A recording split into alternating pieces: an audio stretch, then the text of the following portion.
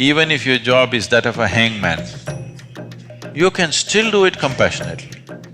Out of anger, he just looked at the bird like this, the bird just caught fire and burnt up, turned into ashes.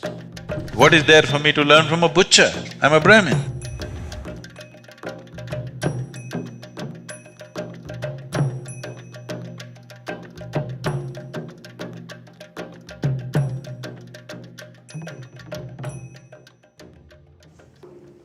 Let me tell you. There was a sage who's very famous in India, ancient sage called Kaushik. When Kaushik was yet to become famous, a young sannyasi, he had a dip in the river and sat under a tree for his morning practice. With a slightly upturned face, he sat. A bird was in the tree.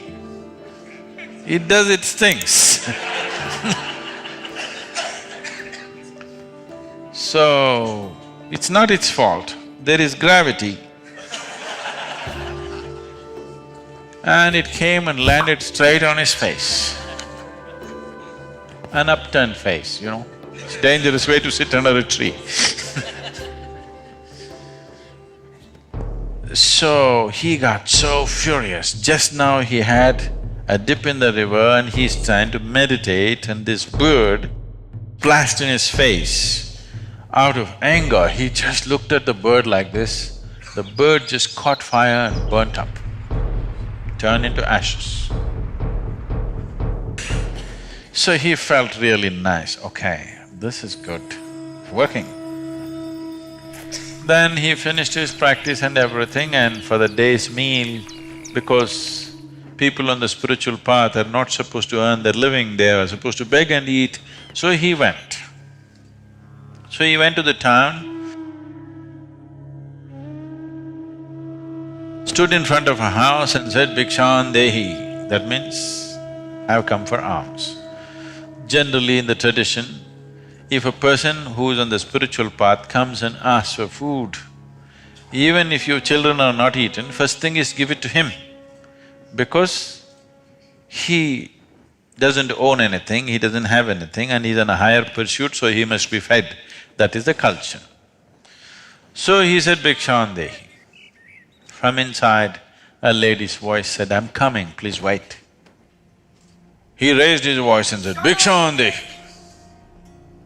So just this today morning, the bird, you know, it's given him a little kind of oomph to his spiritual process. She said, "Please wait, I'm coming." He raised his voice further, "Bhikshan dehi," he shouted. She said, "Wait for a few minutes, I'm coming." But he went on shouting. Then the lady came. And he yelled, "How dare you keep me waiting like this? I'm a sannyasi, how can you keep me waiting like this?" And he glared at her. She said, "Don't you glare at me, I'm not a little bird." So then because it happened only today morning, it's not been in the newspapers.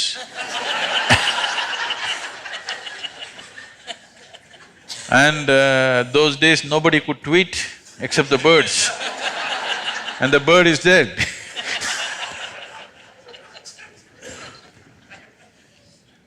So he said, "How do you know?" He said, "It doesn't matter, don't glare at me. I was serving my husband who is blind of vision. I was feeding him, so I asked you to wait. What is the big hurry for you? I said, I will come." He said, "But how do you know?" She said, "It doesn't matter. It's in your kind of mode, the way you are right now, you cannot know all this." Then he begged her, "Please take me as your disciple, I want to learn from you." She said, "I am a housewife, I don't take disciples. You can go to my guru if you want. I'll give you the address." So she gave the address. She told him where to go. Then he followed the instructions and went. It went into the marketplace and deeper into the marketplace, and then went into the butcher's lane. He's a Brahmin. To be even seen in the butcher's lane is a crime. He looked all over, meat hanging. He just thought maybe it's a mistake, but it's the correct address.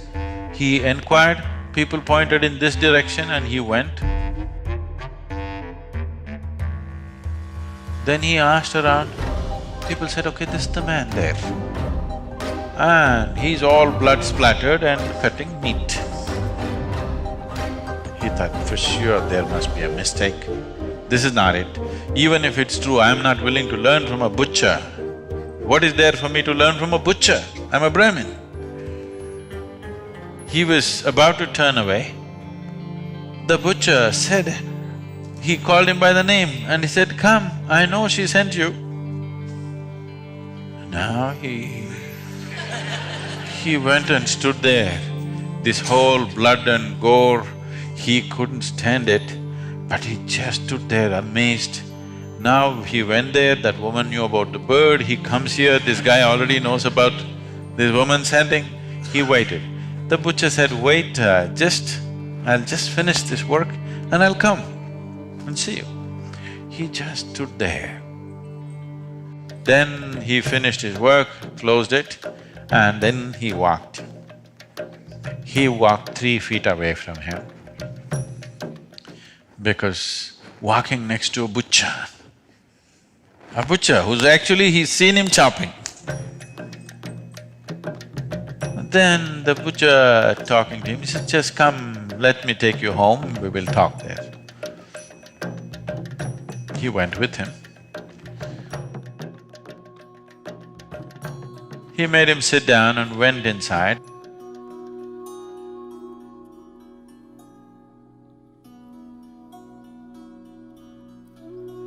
Showered, changed, came and he said, just give me some time. I have sick parents, I need to serve them, I need to take care of them first. So he went in and took care of these old parents and then came back and sat down.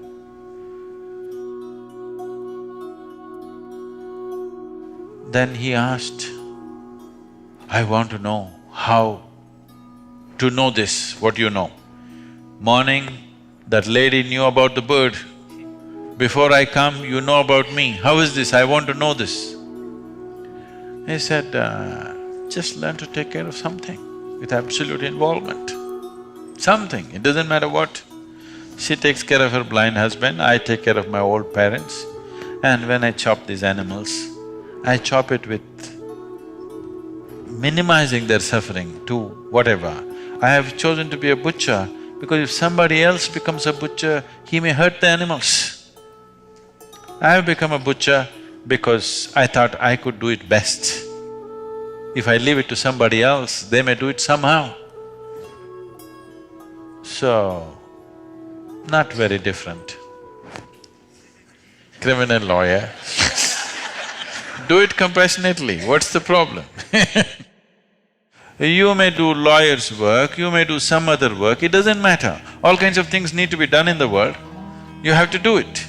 But essentially, if you see that I'm just life, life will reverberate with everything else. Love is not a policy, it's an experience. You're trying to make it a policy. As a policy, it's quite a stupid policy, really. If you look around and feel one with everything, it's a great feeling. You telling yourself, I am you, you are me, I am you. It leads to a completely different rubbish. Don't like anybody, don't dislike anybody, just be with them. As you can be with the trees and the clouds and the mountains and everything else. Suppose you say, I love your children, love my children. What do? You do whatever is needed.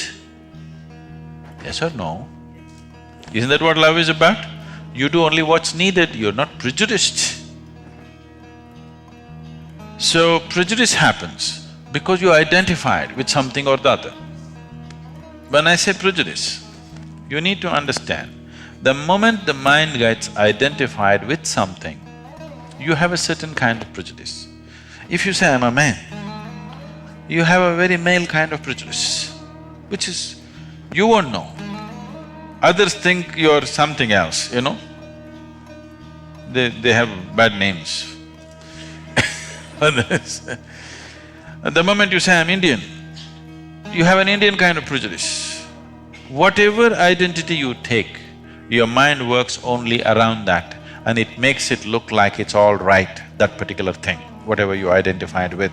Everything else looks different.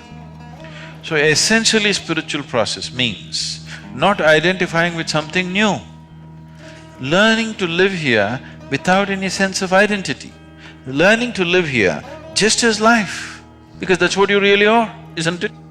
So right now, you're in the court, it is not the nature of your job, it is your identity which doesn't allow you to reverberate. Right now, you may be working towards getting a death sentence for somebody, okay? Even if you're working to get a death sentence, you can do this job well without being against the man. So it doesn't matter what is the nature of your job. Even if your job is that of a hangman, you can still do it compassionately. People have done even such extreme jobs compassionately, isn't it?